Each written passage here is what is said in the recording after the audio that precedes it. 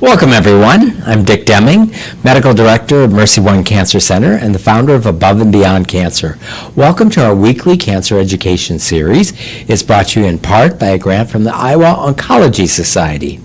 And our topic tonight is the newest member of Above and Beyond Cancer. Welcome, Austin Neal. Yes, thank you for having me. I'm super excited to do this. So Austin's about 2 weeks into his new job with Above and Beyond Cancer, and he is, among other things, the outreach coordinator. We'll learn more about that. But before we learn about your role with Above and Beyond Cancer, let's learn about you. All right, yeah. So where did you grow up, Austin? Yeah, born and raised in Des Moines. Moved around quite a bit as a family, but settled down in Waukee. So Waukee, so high school in Waukee. High school in Waukee. And like high school when there was only one high school in Waukee? Yes. Okay, yeah. so the... One high school, there was one middle school at the time. And then, so it's growing, gangbusters.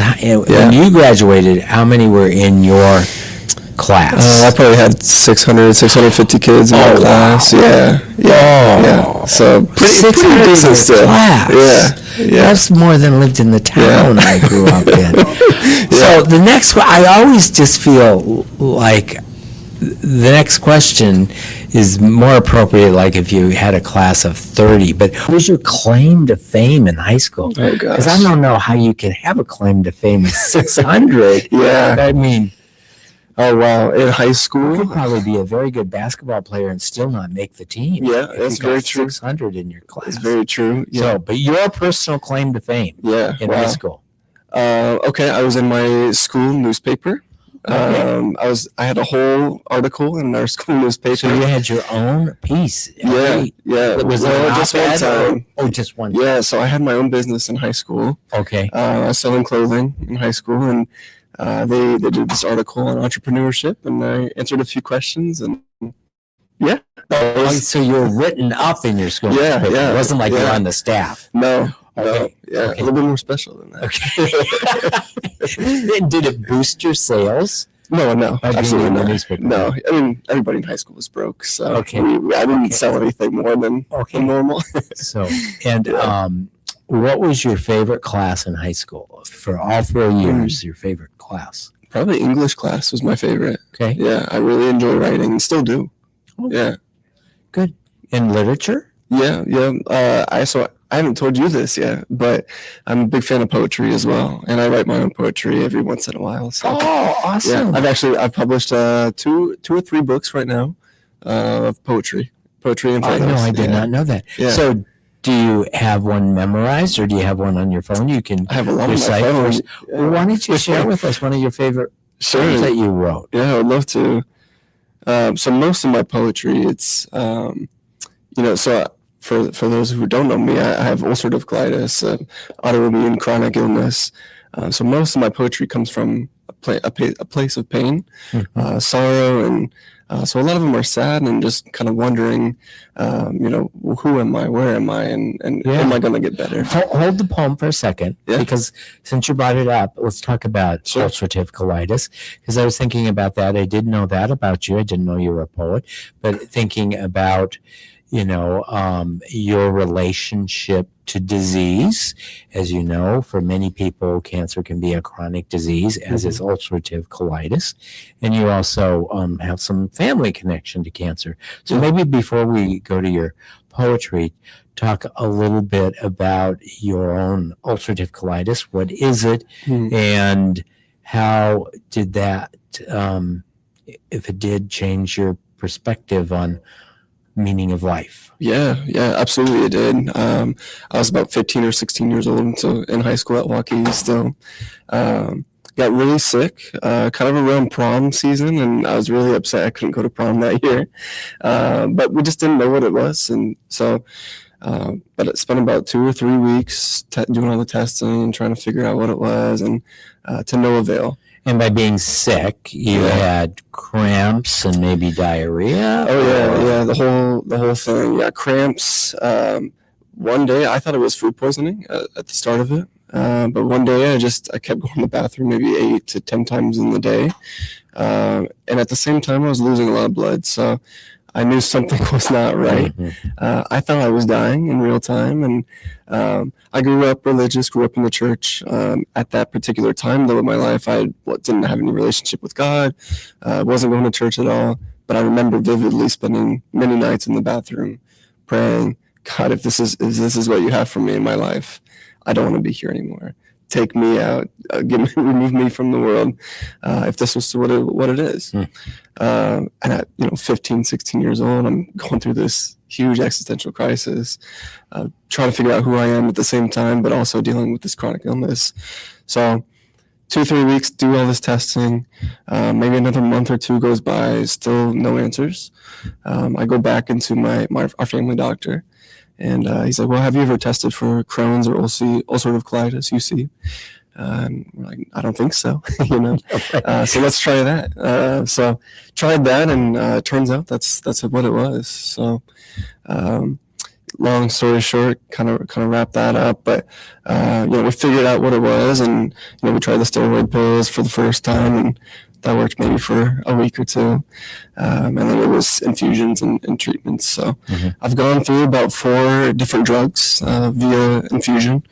So it ends up being analogous to going through chemotherapy. It's an intravenous drug that you go. So you go to an infusion center, just like someone who's getting chemotherapy. Yeah. And how frequent were the infusions? Yeah, when I started, they were every 8 weeks to start out down at Blank, which was nice because I was still pediatric, so they give me my own room and got to play PlayStation all day for 6 to 8 hours a day, So it started out every 8 weeks. Wasn't really seeing the results that we thought we would, so they turned it down to 6 weeks. Still kind of the same story. So it was every 4 weeks with Remicade, the first drug I was on, and then that just stopped working. It was working on that 4-week interval pace for a while. Stopped working. Tried something different. Maybe worked for a year. Stopped working. Tried something else. And that the last one before I got really sick again lasted almost about 2.5 to 3 years. So from about 2019 to 2022, it was working, and I was feeling great. Just living life like I was supposed to. 2022, I got married, and then I got sick again right away. So the first about 2 years of our marriage, I was just so sick, just no answers, in and out of the hospital doing colonoscopies, consults. I was at the point of, let's just do surgery. Let's take my colon out. Give me the bag. I'm okay with that. Newly married, I don't want that, but also I don't want to feel so sick where I can't be there for my wife. I can't be a husband. Can't be a father. Can't be eventually a father. And can't be, a son and brother and all that good stuff. So it was kind of a Hail Mary last-ditch effort to put me in this research group for a trial drug to come out. And that's been working almost the last 3 years. So hopefully. And the current one is an injection as opposed to an infusion. Is that correct? Yeah. Bi-weekly injection and to alternate my legs. And you do that yourself? Yep. And so in some ways that's more convenient than going in but you don't have quite the same connection with the medical team. Yeah, 100%. Yeah. I switched doctors, and I'm at Iowa Digestive Disease, so just down the street from here, actually. Switched doctors, switched my whole team, and so they're at my disposal if I need them, but I don't need them right now. So it's going well. Yeah. So the question that I started with, to what extent has your diagnosis and living with a chronic disease, because that it's not like you're going to be cured and you're going to be off of all medicine. This is a forever thing. Yeah. How does that change your outlook on everything? Yeah. I came to that reality really, really soon. At that 15, 16-year-old, I knew this was something that was going to be with me for a long time, if not forever, being a chronic illness, right? And so, in a way, I had to grow up really quick to figure out who I was again, but more so, I didn't get to do a lot of the same things that my classmates got to do. I graduated, but I didn't graduate with the rest of my class. I graduated early, and just got the heck out of there. Went to college right away and tried to figure that out. So there was a lot of things that were missing in my experience that I really, thought I was going to have. But even then, through that whole process, it brought me closer to my relationship with God, brought me back to church, and brought me to my wife eventually. I think all things happen for a purpose, not necessarily a reason, but definitely a purpose. Whether it's just to go through it, and to come out on the other side of being stronger and being better, or if it's for the reason, to meet my wife and to get married and live my life how I'm supposed to, and so on. So I don't know if that answered the question. Yeah. Yeah. And are you the oldest of the kids in your family? Yeah. The oldest of three. Okay. Yeah. Yeah. Two younger sisters. And they've got their own kind of health issues going on, but thankfully not to this extent. So. And to what extent have you been touched by cancer in terms of friends and family? Oh yeah, yeah. I've a couple of classmates from Waukee had cancer, and a close friend of mine that I played baseball with passed away. I think 2012, 2011, just as we were about to transition into high school, passed away from cancer. Lost both my dad's parents to my grandparents to cancer, and currently my dad's dealing with cancer right now. So yeah, it's definitely been prevalent in our family. And have you thought about kind of the parallels between your journey with ulcerative colitis and family members' journey with cancer? Sure. Yeah, absolutely. There are a lot of the parallels, going to get the treatments and having a team that you can rely on. And, but even more so, I would argue, is having that community and making sure that you're surrounded with people that can uplift you in those times of you can't do it yourself. And for me, that was my family. They really came around me and helped my spirits, be lifted, and really helped me through that whole process. So, as you know, in addition to family and friends, Above and Beyond Cancer becomes a family to cancer survivors that become part of this.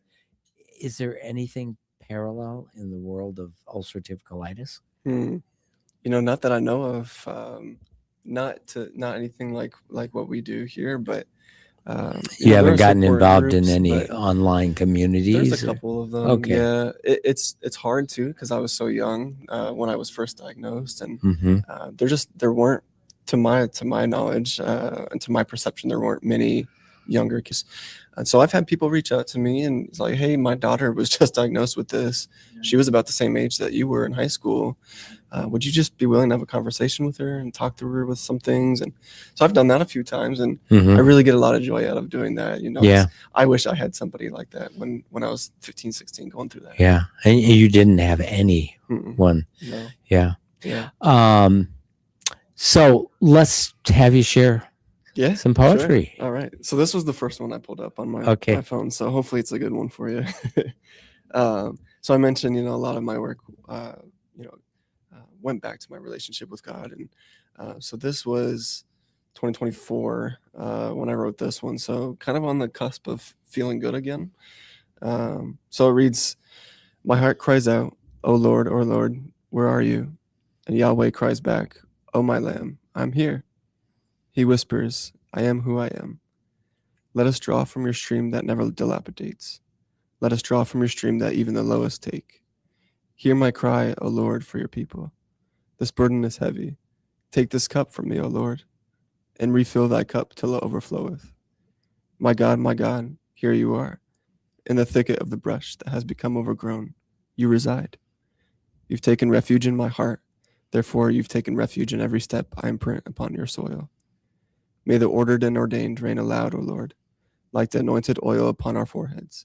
Baptize us into your wireless imagination, and may we continue to serve you all the days of our lives. So clearly a parallel between poetry and prayer. Absolutely. And so, I mean, that could be sort of right out of the Psalms or another prayer reading scripture. Do you gain poetic insight from reading scripture? Yeah, absolutely. I think it's almost a twofold of reading scripture, and then that's obviously an influence in my poetry. But I like to read other poets who don't have that take on their poetry. Mhm. You know, it's completely different. And I like to meditate and sit. You know, even not this morning because it was raining all day, but yesterday morning, I like to sit outside and just watch the sky form as the day is just beginning, and the birds are calling out in the tree right next to our patio, and so I feel like a lot of that is also in my poetry too. Mhm. So yeah, just like nature and the things around me definitely influence. And what poets do you read? Oh gosh, I knew you were gonna ask me that. I don't know any of the names of them, Okay, which is not okay, good, but okay, I no. have poetry books. Okay, okay, Yeah, yeah. yeah, Because you mentioned, nature. So Mary Oliver comes to yeah, of mind as course, yeah. someone that's writes about many of the themes, but nature in. So yeah, we'll definitely spend some time sharing some poetry with each Yes, other. yeah, I'm Yeah, looking forward to it. yeah. Um, so tell us a little bit more about. So where'd you go to college, and then what was your very first real job when you finished your education? So I went to DMAC right away. Graduated high school early, went to DMAC that same summer. Um, I was doing great. I was on track to do business administration, and sports marketing was going to be my thing because I couldn't play baseball anymore. So sports marketing was going to be my trajectory. Uh, my advisor put me in this advanced biology class, and I couldn't tell you anything about biology beforehand, and I still can't today probably. Our teacher was also he had a very thick Russian accent, so it was hard to understand him, hard to understand the subject. Um, so I just dropped it, and I was put on academic probation at the time, and he said, well, maybe school is not for me. So went to go work for a while and different service industry jobs, and found myself in sales, selling suits at Men's Warehouse for a while. Um, and then got into social work, got into nonprofit work, just volunteering for a while, almost 10 years ago now. Shortly after I was diagnosed, actually, I started volunteering, and that was kind of, I didn't know at the time, but it was the Kickstarter to get me into the nonprofit world professionally. So my first nonprofit job was with Boys and Girls Club, working at Hyatt Middle School with a bunch of middle schoolers. How old were you I when you started? let's see, I was just married, so I was 25, 26. Okay. Um, And what was your responsibility? my responsibility was to hang out with a bunch of middle schoolers, which was great. And I think I had maybe too much fun there, because we would do programming throughout the whole course of 1 year, you know, summer included. So we go to the pool 3 days a week. And I'm like, this is great. So you're like the camp counselor, Yeah, sort of? yeah, kind of youth development professional, you know, Uh-huh. to sound real. But Are you yeah. supposed to be like, do you have a curriculum you're supposed to be teaching them, or you're supposed to just kind of? Well, we came up with it actually. Okay, Yeah. okay. So I had a lot of fun. My mom used to do in-home daycare for 20 plus years, and so I think a lot of that kind of trickled into building some of this curriculum that we did for the middle schoolers. But yeah, we were big on equipping and not enabling. You know, how can we help equip these kids with skills to take on with them? And then later on, once they have these skills, how do we then enable them to actually use those skills? So, Okay. So a little bit like teaching them to fish instead of giving them a fish. Yeah, there you go. I like that better. That sounds a lot better Well, than what I said. That's not original, but no, I know that. Yes, yeah.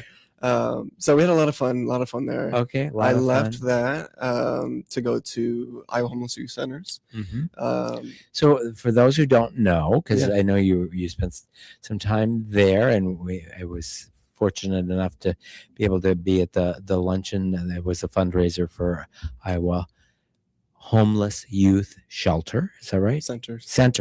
Center. Iowa Homeless Youth Center, IHYC. Mm-hmm. So tell us a little bit about what IHYC is. Yeah. So in the metro, we focused on youth homelessness, getting kids jobs, getting them apartments, getting them somewhere where they can be stable and safe. And how do you find youth?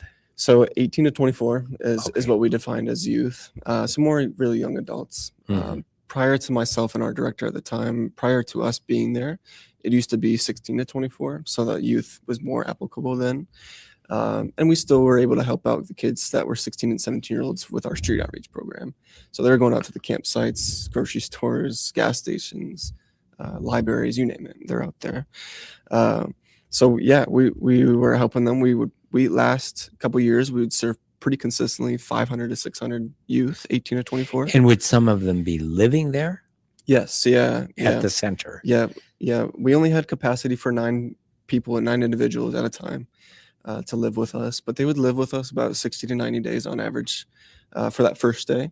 As soon as I get there, we were coming up with a game plan on how we can get them out of there in the quickest way possible, but also the smartest way possible. The last thing we want to do is kick somebody out and make them homeless again. Kind of defeats the purpose of why we're there. So, getting kids housing was top priority. But how do we get there? We need a job. We got to pay for the housing some way. So we're finding them jobs, helping them be sustainable and active members of the community. So, I had a lot of fun there. I started as a, what do they call them? Similar to what I was at the middle school, direct care, caseworker, along those same lines.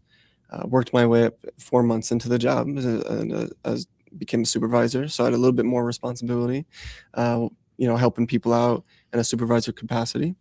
And then maybe another 7 months or so into the job, I was promoted to the community engagement coordinator. So, telling people about what we do, tell them where we are. And did you do, in addition to try to get them into DMAC or something like that, did you have training in terms of job finding or training in terms of, I don't know, I was going to say computer skills, but probably everybody has much better computer skills than I do. You'd be surprised. But do you do training at the center? For the clients, sometimes, yes. We were teaching classes every day, 5 days a week, for the clients to take advantage of. They weren't required, but they were strongly encouraged classes. And if they weren't going to do a class, we would just ask them to leave for an hour or two if they weren't going to contribute. So, we were teaching classes for the staff. I would also train the staff on some things as well. And then we'd have other people come in and train staff, of course, too. But yeah, for the clients, we were really, really big proponents of equipping, kind of like what we did at the middle school, equipping rather than enabling. And I told them in my interview, if I'm coming here, I'm going to help equip, not enable. And to them and to us, what that meant is if the kids are just sitting on their phone and computer all day, what are we doing? We need to get you some help. We need to get you out of here so you can go and be the best version of yourself. So, our numbers were dropping by the time I left, which was, I think, a great job. We're getting kids more jobs, getting them more housing, and they're staying there. So I would imagine that your youthfulness was an asset to being there with that clientele. Yeah, I think so. We were able to relate on a lot of different close things. enough to their age that you knew their lingo and they could sort of see themselves in you and the path that you had taken. What interested you about the Above and Beyond position that you have acquired? Yeah. Well, we spoke to the connection that I've had with cancer and my immediate family members now. I remember when my grandma was going through her breast cancer journey, and she went through it a couple of times. When she was going through it, she didn't really have that community around her. She didn't have that support around her. And I saw that take a toll on not just her, but my dad as well. Because he's the oldest brother and he's the most responsible brother of all 4. And this is public, Yeah, they know. Okay. They know. And they have to say the same thing. But, Okay.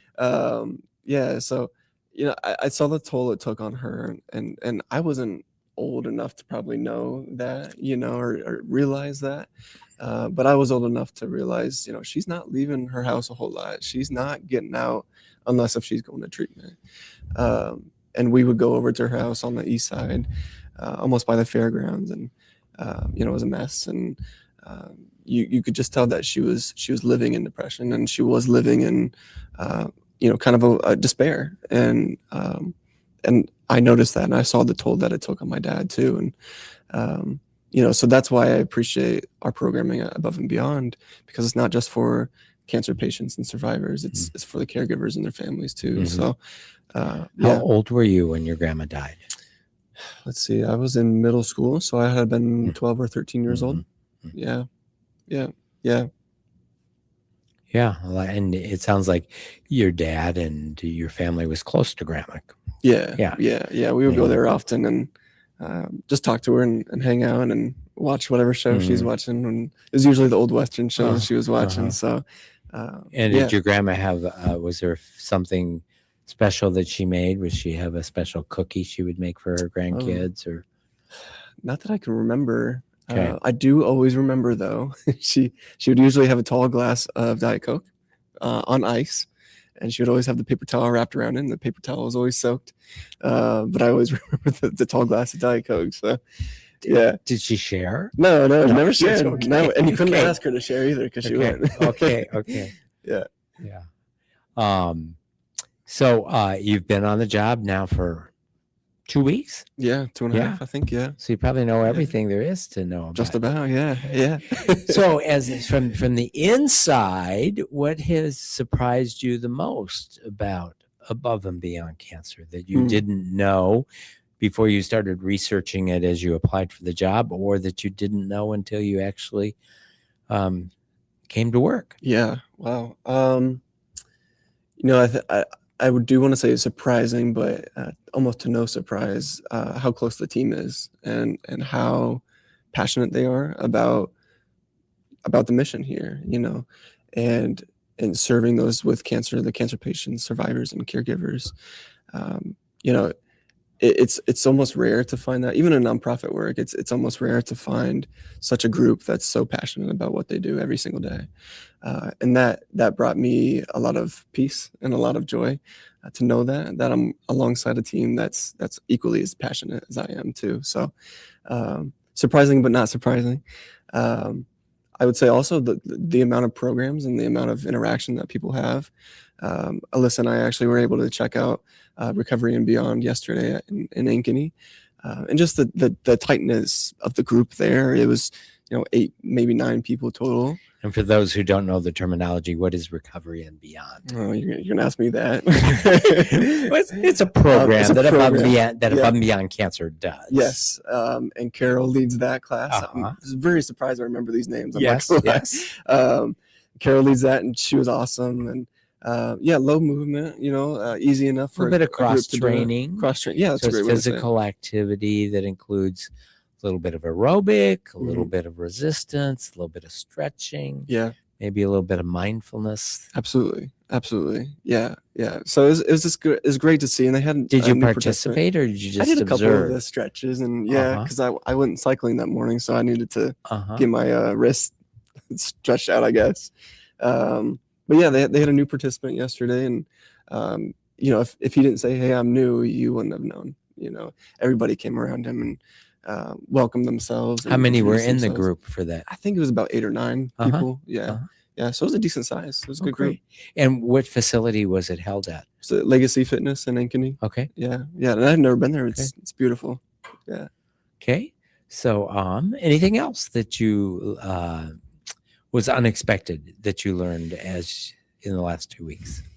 I wouldn't say unexpected. I like to do my homework. So I knew what I was getting into. And I told Alyssa and the rest of the team in my interview, I did my homework. I don't think anything else that was really surprising, but So you mentioned cycling, and Mhm. so we haven't talked about that, but it sounds like there was a time in your life where baseball was your yeah, go-to sport. Yeah. And what position did you play? I was a pitcher and third base. Okay. If I wasn't pitching, I was on third. Okay. Yeah. And you were able to play that up through junior high or? Yeah, junior high school is kind of when I had to quit. Oh, junior and high 'cause- school. So yeah. So you were on the varsity team? No, I wasn't good enough to be on Okay, varsity. okay, I was sorry. on JV, but Okay, I guess you would have told me that as a I would've. claim to fame. I would have. Yeah. Okay. Yeah. Not good enough to be Well, on that's, you had varsity, 600 kids in your class. yeah, we had a huge team. Maybe 80 kids were on the team. But I was getting offers on not offers. I was getting looked at from DMAC like the and Iowa. Yankees? No, No, not no, yet. See, DMAC. I'm not Okay. that good enough. I would maybe if I. But I think stayed. DMAC is known for its softball. And, Yeah, and they got a great baseball, team, right? Yeah, Are they the Bears? Bears, yeah, Yeah. DMAC Bears, DMAC Bears, yeah. Okay. Yeah. So baseball was my life for a while. And then when did cycling become your go-to sport? Yeah, pretty recent. COVID obviously happened and couldn't do a whole lot, so I used one of my dad's bikes that he got on Facebook Marketplace and started messing around with it. 2021 was probably when I got really serious about it. Got my first road bike for my wife and for my birthday, actually. So I blame her for getting me into cycling, and she knows that. So, but when did you get into racing? Racing was just last year. Okay. Yeah. So I did so my kind of to kind of put the bow on my recovery for ulcerative colitis. I did the Ironman 70.3 last year in June, and when it came to Des Moines, and that was kind of my way of saying I'm better and I feel great and I'm almost better than I was before. Completed it, which was my only goal, and so I kind of got the bug for racing, I think, at that point. And did you come into the triathlon more from the cycling, or were you also a runner? I ran a little bit, but definitely more cycling. Mm-hmm. Yeah, and what about zero swimming? swimming. So that was yeah. For a lot of people, just learning how to just swim. Oh yeah, well enough you can get It's through been the a long swim. time. Yeah, I jumped into the water at Grays Lake for probably about the first 20 yards. I really questioned about turning back and giving up there, but then I thought I spent way too much money. I spent way too much time getting into this, so I got to finish it. So my swim took way longer than it should have. Got on the bike and flew by a bunch of people, and the run was just fine too. Okay. So yeah, well, great. Yeah. So I was telling folks before you came that we'll probably enlist you as my sub for our spin class. Yeah, absolutely, absolutely. I'm looking forward to that. Of course, we have to check your music because the most important thing about spin class is the music. I guess the cycling is secondary to the music. Yeah. Okay. Understood. Yeah. So you're married and you have a son. Yes. Yeah. So your wife's first name is Nicole. Mm-hmm. And your son is Augustus. Close. August. Yeah. Not Augustus. Augustus would be cooler probably, but August is good. August. And what you told me some of the nicknames you have. Do you think do you think a name has stuck that's going to last in terms of a nickname? We call him Augie all the time. He loves water and loves baths, so I've been calling him Agua. And then Agua kind of transferred into Wagyu, so he's got a steak nickname now.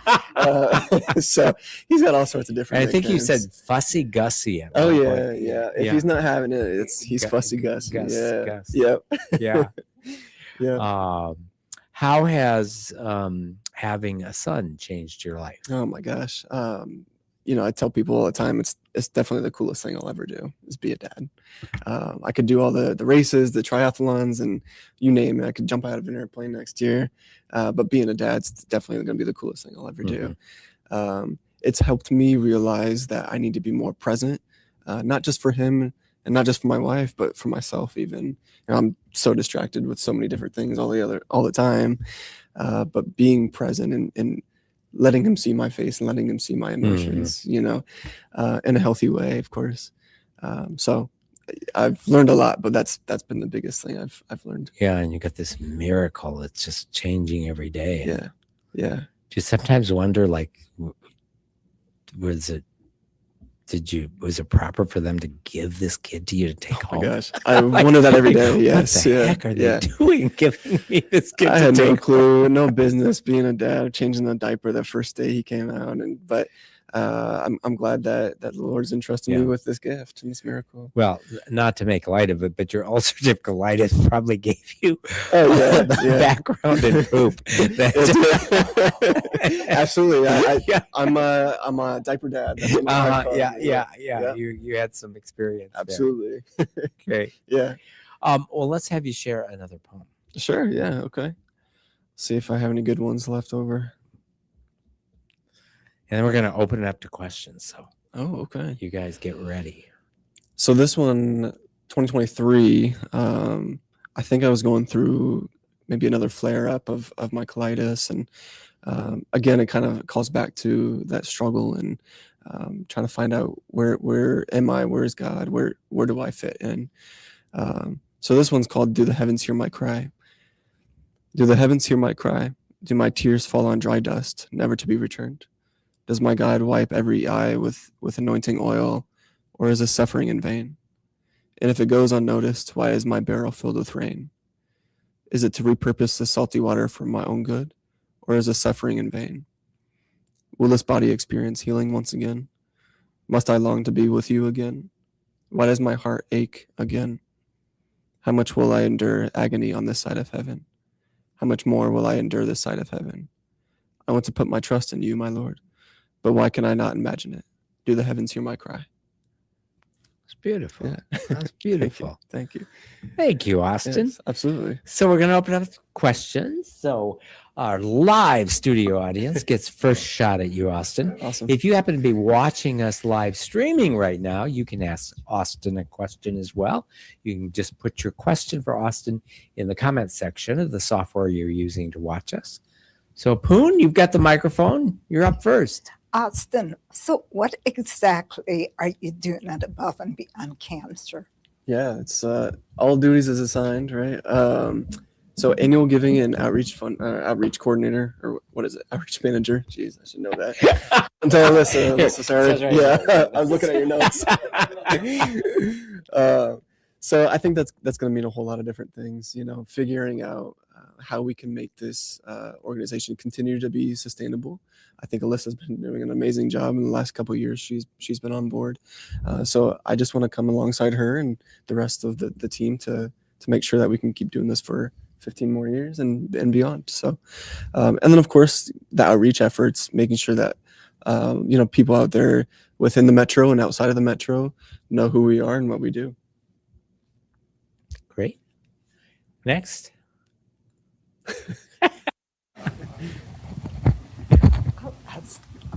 Tim, you get the next question. Okay, so as part of one of your responsibilities, do you do fundraising for Above and Beyond too? Yes, sir. Mm-hmm. And what type of fundraising do you foresee you doing?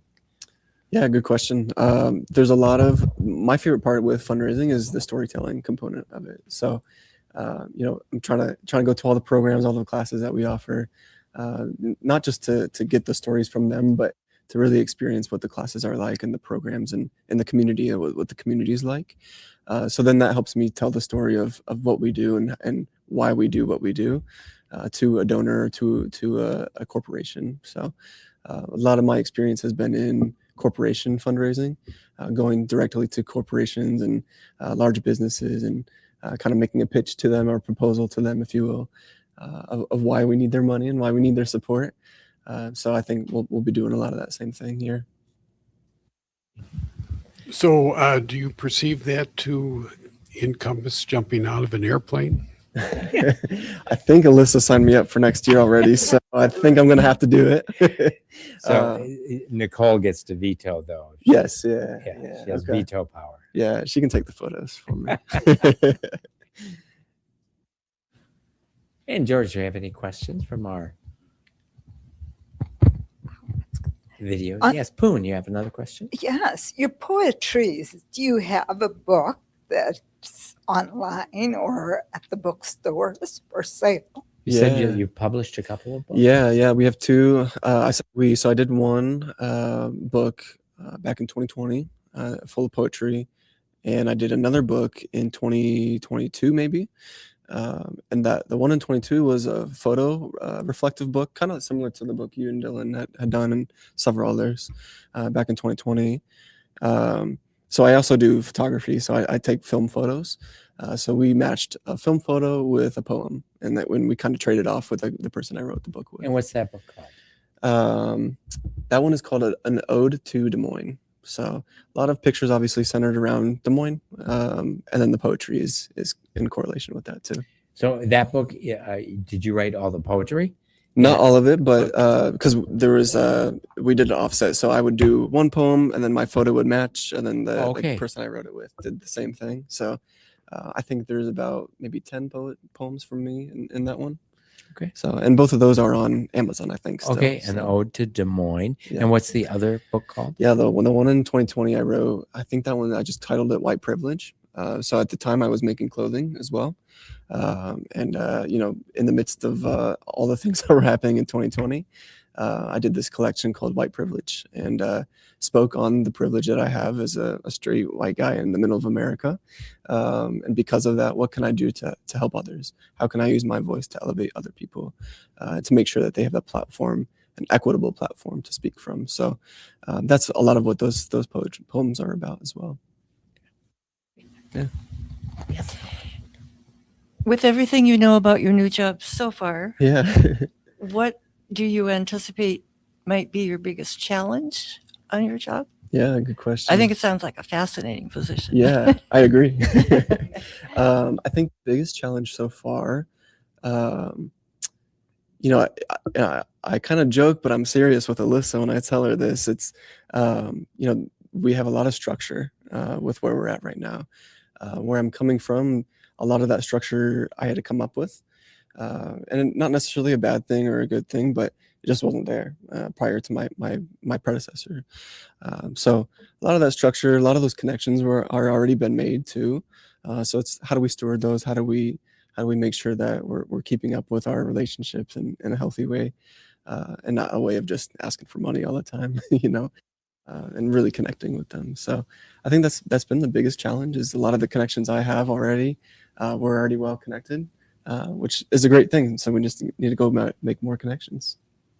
Yeah. So there's really kind of two essential functions that every nonprofit has to do. There's probably more than two, but the two is, you know, no money, no mission. So fundraising is essential when you don't have a business that sells something to, I mean, the clients we serve are not paying for the service. It relies on philanthropy. So fundraising is essential, but then there is the providing of the services to our clients. So the fundraising and what we would say mission delivery, obviously you're used to doing both. Maybe talk a bit about the understanding you have or the difference when you're engaged in fundraising as opposed to engaged in mission delivery. Sure. Yeah. Honestly, I think a lot of it goes hand in hand with fundraising. You know, a lot of my experience has been in event fundraising. So you might Drake University on their stadium, slept out at night. So a lot of that, my fundraising experience has been from events and hey, come help support this event. But also every dollar that we raised for the event goes right back to our programs. So similar to Above and Beyond, you know, come to celebrate, come to jump, come to all these other events that we do. You know, obviously it helps put the event on, but also it helps make sure that we can continue our programming too. So yeah, I think there's a lot of value in kind of cross-pollinating it, if you will. Yeah. Yes, Ron. I think you mentioned using film in one of your books. Yeah. And so there's like a resurgence with film now. I mean, I'm completely unaware of anything. Yeah, I think so. And what's your film camera? So it's actually my dad's old film camera from many years ago. He used to have his own business. I have a K1000 Pentax that I just point and shoot around with. But so film is very expensive to buy, and it's also very expensive to develop. But there is a resurgence in film photography for sure. And there are outlets that are developing like color film. I know one. One? In Des Moines, at least. Yeah. Christian Photo down there by Morro Hay. Oh, they They'll still do it. Yeah. Okay. Yeah. They can even put it on the disk drive for you too. Wow. So nice and easy. Yeah. Other questions? Well, Austin, this has been great. So welcome to Above and Beyond Cancer. Thank you. It's just great to get to know you. Even though we spent an hour together earlier this week, I learned more about you in this public interview than I did there. So Awesome. I really am so happy you're on the team, and I look forward to working with you for years to come. Yes, So sir. Likewise. Thank you. Thank you. Thank you. So if you're watching us right now and you know someone that would benefit by watching this show, you're in luck because this is now going to be available on demand beginning tomorrow at the Above and Beyond Cancer YouTube channel and also the Mercy One Cancer Center website. I hope you'll join us again next week. Thanks, everyone. Thank you. Thank you.